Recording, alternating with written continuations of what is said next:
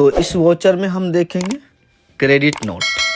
ठीक है, credit note में हम जिस भी वस्तु को हम बेचते हैं, हमारे द्वारा सेल किया वस्तु किसी कारण से हमें वापस मिलता है तो उस वस्तु का विवरण हम लिखेंगे। मतलब हमने जो माल बेचा है, हमने इससे पहले सेल किया था सन माइक्रो सिस्टम को हमने माल बेचा था।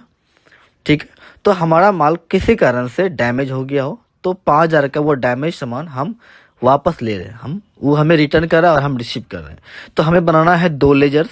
सन माइक्रो सिस्टम पहले से बना हुआ है, सेल्स रिटर्न अकाउंट हमें बनाना है। ठीक है, तो आ जाइए हम टेली स्क्रीन पे। ठीक है, तो यहाँ आपको जाना है क्रिएट में, यहाँ आपको जाना है लेजर में, आपको बनाना यहाँ पर है सिर्फ सेल्स रिटर्न अकाउंट। ये भी जाएगा आपका सेल्स अकाउंट में।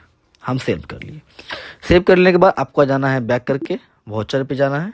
वाउचर में जाके आपको प्रेस करना है Alt + F6, तो खुल जाएगा आपको क्रेडिट नोट। ठीक है, क्रेडिट नोट खुल चुका है।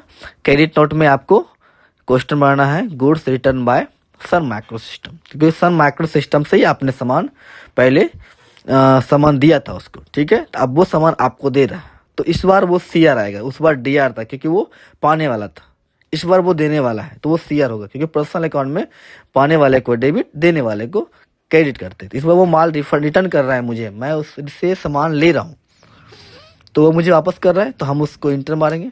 तो देखिए हमने उससे पहले 20,000 का सामान हमने उसको दिया था, जिसमें से 5,000 का सामान वो मुझे रिटर्न कर रहा है। तो इसमें जहाँ 20,000 था वो हो जाएगा 15,000। अब फिर से वही सेम कंडीशन में बिल पेंडिंग शो करेगा, इंटर मार के आपको आगे जाना है और इसमें आपको लेना है सेल्स रिटर्न अकाउंट, क्लिक करेंगे।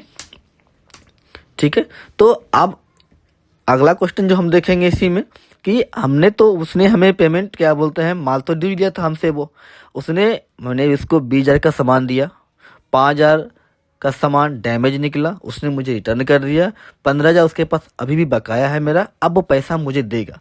तो अब हम उससे पैसा रिसीव करेंगे, तो हम जाएंगे कहाँ, F6 में। तो Sun micro system account select करेंगे और यहाँ पर हम टाइप करेंगे 15,000, क्योंकि वो मुझे अब कैश दे रहा है जो बकाया था। जैसे इंटर मारेंगे वहाँ 0 हो जाएगा और वही बिल शो करेगा, जहाँ 20 था अब वो 15 शो कर रहा है। हम इंटर मारते हुए आगे बढ़ेंगे तो यहाँ पर 0 हो चुका है, अब कोई बकाया उसके पास नहीं है। और ये अमाउंट हम कैश में, अगर वो बैंक से ऑनलाइन दिया तो हम यहाँ पर बैंक सेलेक्ट करेंगे। ठीक है, अगर बैंक दिया तो हम यहाँ पर बैंक सेलेक्ट कर लेंगे, जो बैंक हमारा होगा। अगर कैश दिया तो हम कैश सेलेक्ट कर लेंगे। तो कैश पेमेंट दिया, हमारे पास कैश बढ़ चुका है।